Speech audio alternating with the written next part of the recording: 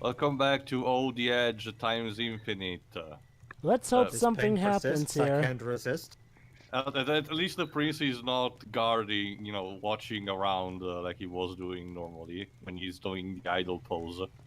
That's some weird specific attention to detail. Hold on, wait, hold on. So let me get this straight. It's when he's consumed by the mask of Wraith that he actually shows more personality in his animations? Which still not speaking though because potatoes, I no idea. So basically, by making him a silent protagonist, he now shows more personality. Jova, this game, remember, it barely any speaks even in cutscenes. Or he has some banters during the combat where he's all like, "Oh, you're not worthy my time," and all these other cool, Why did he crazy. even bother getting a new voice actor for him if you're barely gonna use him? So, My guess is Tio, that Yuri Lowenthal wasn't available or something, but... and again, Robin is not bad as a voice actor, he's just wasted for this occasion. And guess what? After this game, they go back immediately to Yuri Lowenthal, at least for the Sand series. For the reboot, they got Nolan North, but that's a story for another time. So, you Yes, know... go ahead, ask. Oh, crap, I forgot what I was gonna... Oh, wait, hold on. No, I lost it. Yeah, I guess it wasn't that much important. It was Anyway, something, actually, but it was something I had on the tip of my tongue and just forgot. Anyway, the point is, for now, as you may if you need to remember, now we're thanks to the Mask of Wraith, we're back before the prince actually arrived on the island. The prince has kind of rewinded his own time. It's weird, and so now essentially we need to get to the throne room and see how we can prevent Kaileena from encountering the prince at all, in order to not allowing the prince to kill her in this timeline. Not only that, don't we somehow have to, you know, convey to him the entire plan as opposed to just not killing her? Yeah. Anyway. It's stupid, Jova. Anyway, I remember what I was gonna ask. So, Tio, Go ahead.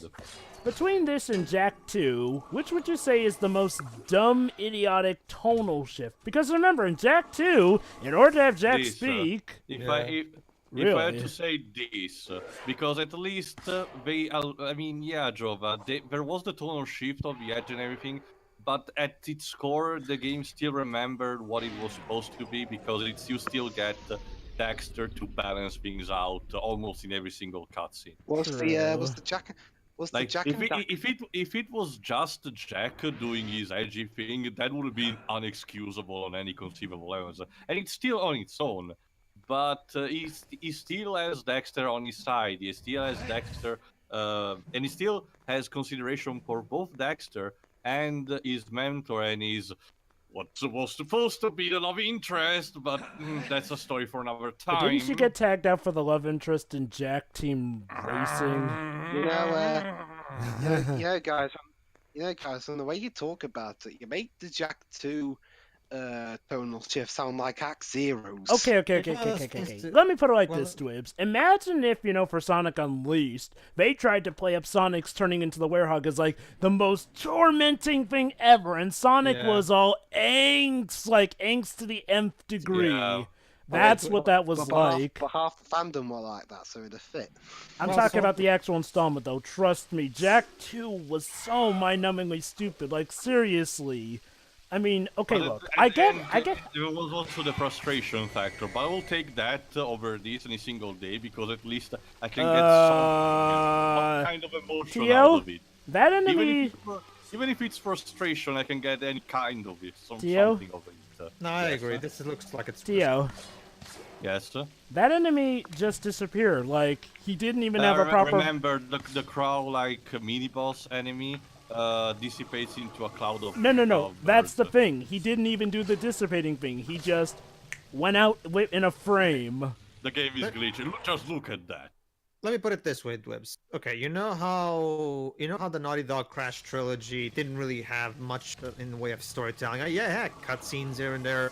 It was mostly just for the sake of a couple jokes and some context. It wasn't really an attempt at storytelling in any way. Crash 2, I guess you could argue, was an attempt at storytelling, considering, you know, the immense number of cutscenes here and there. But even there, it was mainly contained. It was about as story heavy as, say, Super Mario Odyssey. And then with Jack 1 had a more not so much like story, more.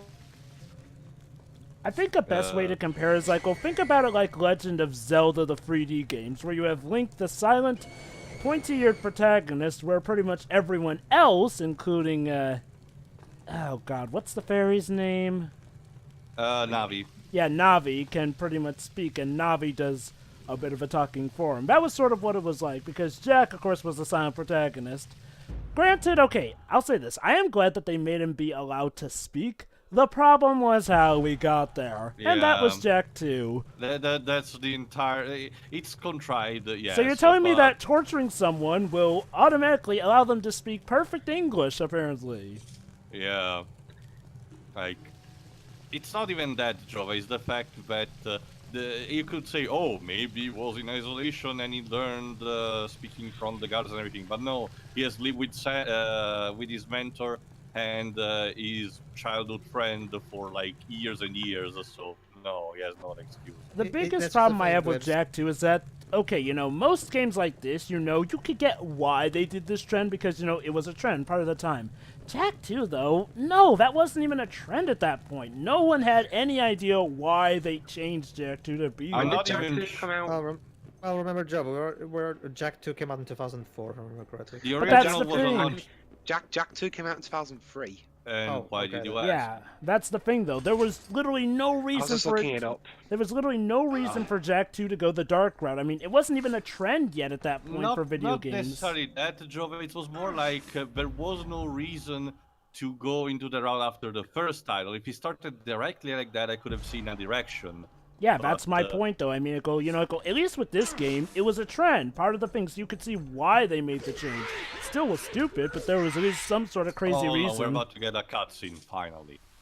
So, by getting before the time the prince arrived back on the island, you can see that the throne room is clear, at least, but although he has no way to get there. However, Kaileena shows up. On her own. Too soon for what? And look at that page, Jova. You asked more of a pirate chic. There you go. How is she alive? Or is this Remember, before? we are rewinded time, so this was before the prince arrived on the island. Remember, Joe, we're doing Fairfend Seraph logic. We're back in the past, which means that these characters who died previously now are suddenly alive. See? Yeah, no, Jova, no, Arlon, Jova, remember the pirate ship attack at the very beginning of the game?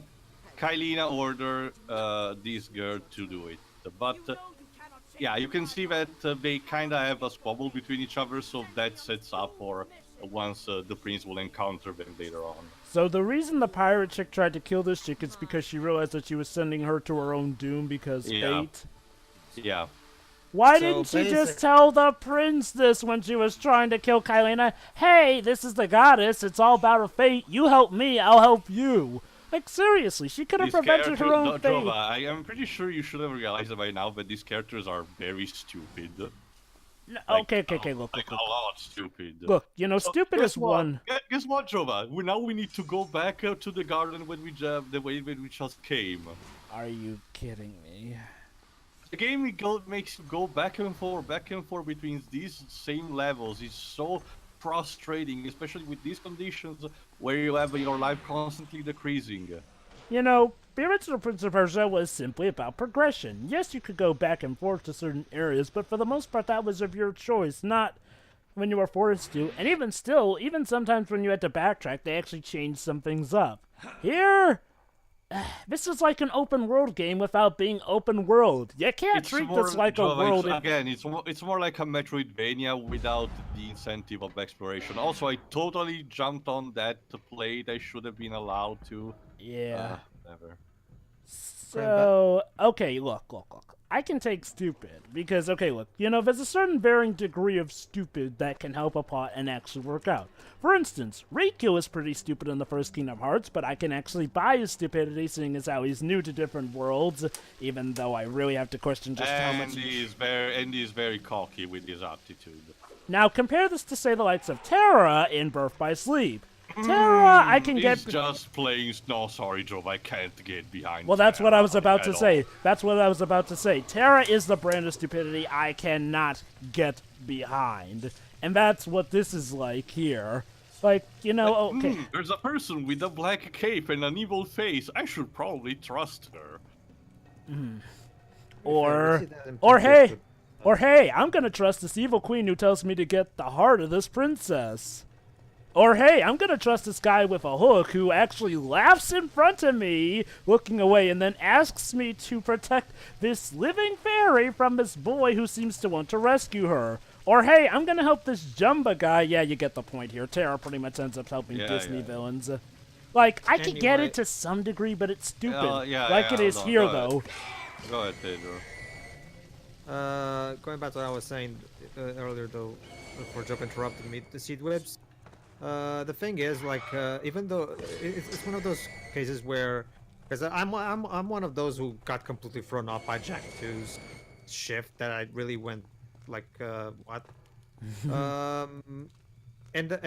it was one of those cases where Jason and you could tell that Jason and Andy, while great game designers, they were really piss poor writers.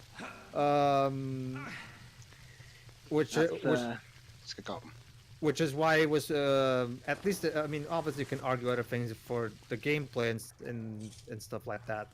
That's definitely one thing that I cannot understand why some people still get behind the storytelling of the Jack series as like some of the big beacons of storytelling in platformers, honestly. What? People actually go that far? I don't know. Oh, trust me, Tara. There's a fan base of Jack that really gets behind I know there's a fan base, but this dedicated. I can get being a fan of the stories because, you know, like, well, the stories are nice, varied well enough, and heck, even though I hate Jack 2's story for the most part, on its own, it's a fine enough one. And heck, it reminds me of Beetle Blade Run.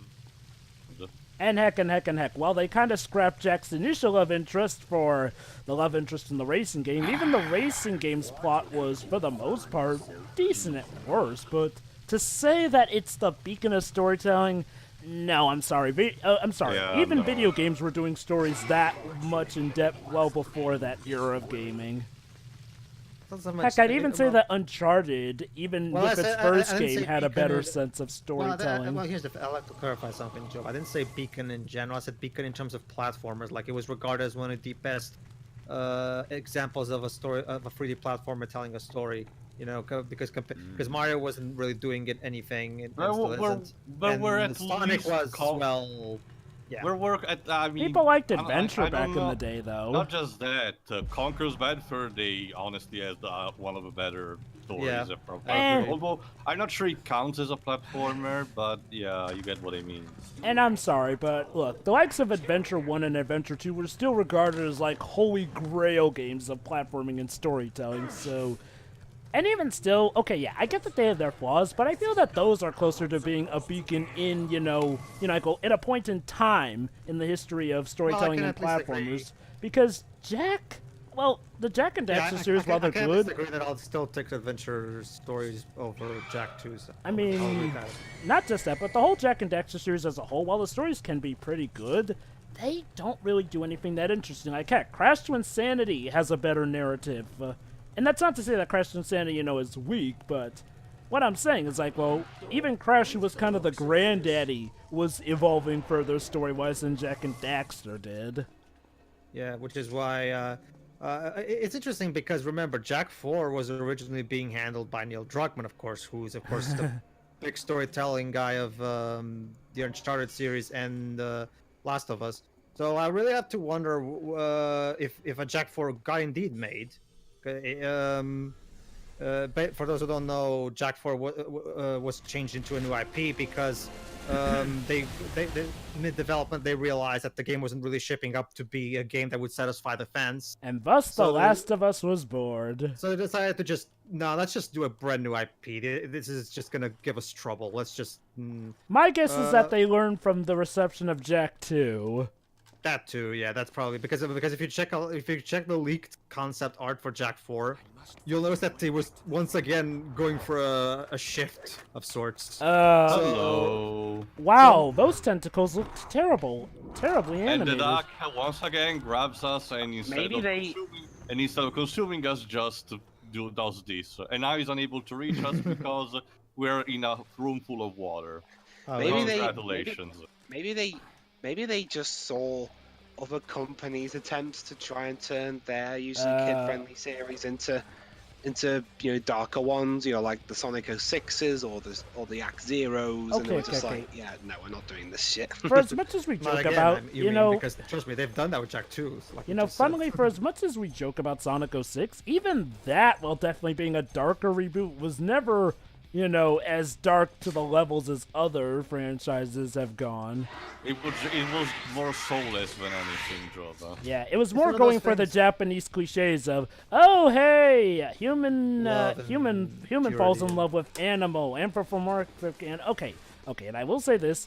Yeah, okay, maybe you could have done Sonic with the human girlfriend thing since, there was the whole Madonna thing, but she was more cartoony, to be fair. Well, yeah, well, the original, granted, we don't know the full details, but if I remember correctly, the original thing with Madonna back in the day was it was meant to be a Roger Rabbit, Jessica Rabbit style of thing. Yeah, heck, she even dressed like Jessica Rabbit. Yeah, it wasn't meant to be, you were just meant to see it as two cartoons, kind of like in the 40s, how you had the wolf from Droopy, go gaga for human girls. It's that kind of 1940s logic that you just don't question it. And I will give it credit that decided to completely forego that and just go for complete anime seriousness, and that's what killed it. And you know what? That can also work. The problem is that you have to have a certain level of self-awareness. Like, that's what makes Roger Rabbit and Jessica Rabbit's relationship work on actually kind of a fundamental level. I mean, yeah, it's definitely comedic, but you can also see why they would fall in love with each other to the point where,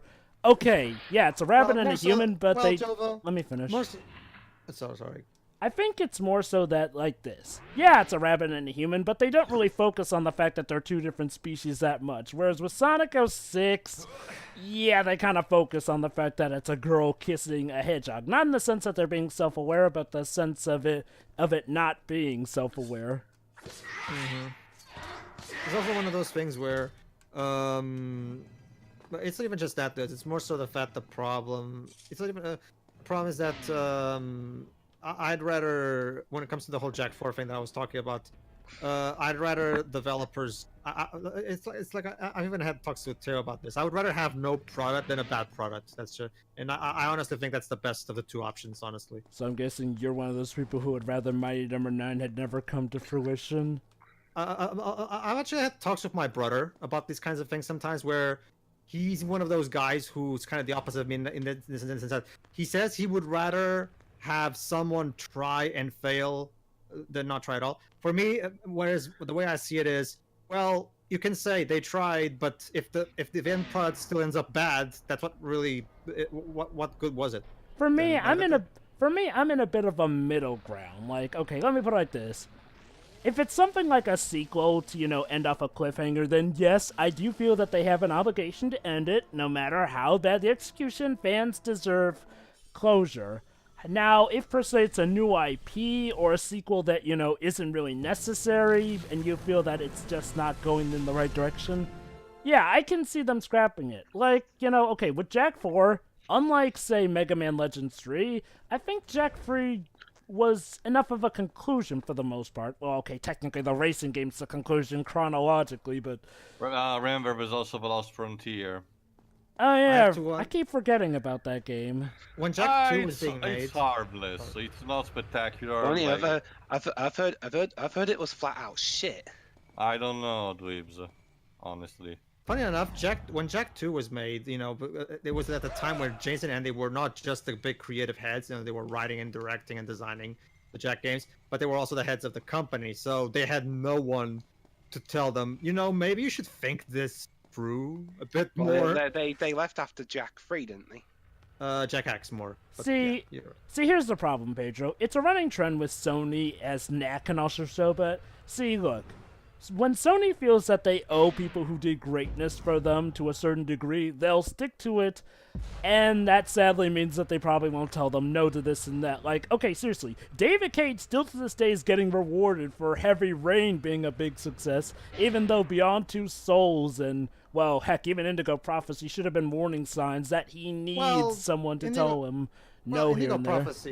Well, Indigo Prophecy was kind of a cult hit and was critically acclaimed at the time, so I can understand that. Okay. Well, what I'm saying is, Echo, by the time that Sony started doing their exclusive thing with David Cage, though, Indigo Prophecy was, it was at that point where people were seeing its flaws more so. Sure. And not only that, but again, here's the thing. What was that, Theo? Well, I thought I could just jump down, but the falling damage was too much. I need to actually position there and get on one of the grabby bars. Because they stand out so well. It was like God was playing human basketball. I know, right? Now, it's two things, Jova. One, again, goes back to the whole thing of Sony wanting that exclusive list to keep being large, Also, I think it's also the fact that, remember, Telltale's games, which are very similar in concept, are still really, really successful commercially. So my guess is Sony has David Cage there so they can also tap into that particular audience. That's also why they financed and stuff Until like Dawn. Until Dawn, yeah. I get the reasoning. I'm just saying, though, it has come back to bite them a few times, and I have a sinking feeling that it's the risk of running a company, Jova. You take risks, you win some, you lose some. Sure. Not just that, but honestly, Jova, as far as the bad developers being supported are concerned, if you ask me, Quantum Dream is still very harmless because, like I've said, most of his games are just hilarious and make for great commentary anyway. So honestly, I don't really feel. Yeah, that's right. You're the one doing Omicron, aren't you? No, that's the paid webs. I'm doing Detroit. I thought Shuri was. Oh wait, no, Shuri's the one doing those. She's the one doing the live stream, yeah. She will do the share play the same way that you're doing Beyond Tail did Heavy Rain and Webs did Indigo. But anyway, going back to my original point, because we're about to get actually closure. Well, not closure, but continuity nod. If you remember, the first time we came in the room, we came from below, and it was to fight the pirate chick, which was fighting with Kaileena. And if you remember, one of the first things that we noticed when entering the room was someone on the upper side running away. Well, that someone was us. So... There you go. The reason why we're fighting is exactly as you guys called it. Oh, we're about to get an explanation. So essentially, yeah, since you failed me, she started bossing Pirate Chick, but she has enough of it and wants to kill her. Jesus. Also, the sword was clipping. Gee. Polish! Oh, she's gonna die. No. Remember, they start fighting, and that's when the prince, or the first version of the prince, runs into the room. So, and they conveniently just stopped yelling at each other when the prince came in. Yes. There you go. Why didn't she just tell them? Okay. Also, one thing that I'll say also. The cutscenes are horribly staged. Yeah, not just that, Pedro, it's exactly what I said before. You have these horrible models, very horrible models, and you decide for the cutscene to actively zoom in on the faces, knowing full well that they're not polished enough. Also, you must be really stupid to do such a thing. I didn't think the cutscenes were all that great in the first place last time, but these are worse. Also, I just found out another plot hole. So, just a few minutes ago, the Dahaka threw us around here. So that makes you wonder, if the Dahaka was here all along, why didn't he ever chase the prince earlier until after the prince killed the Kaileena? Trust me, Jova, I have no idea. Again, Jova, the Dahaka behavior has been inconsistent throughout all the way. Because, seriously, anyway, at first it used to be the difference was that the Dahaka was in the present, but nope, it turns out he was in the past all along. Anyway, in the next part, we see more how the prince, as in the Wraith form, manages to interact with his past self and saving his ass or something. See ya. Goody. See ya then. See ya. See ya.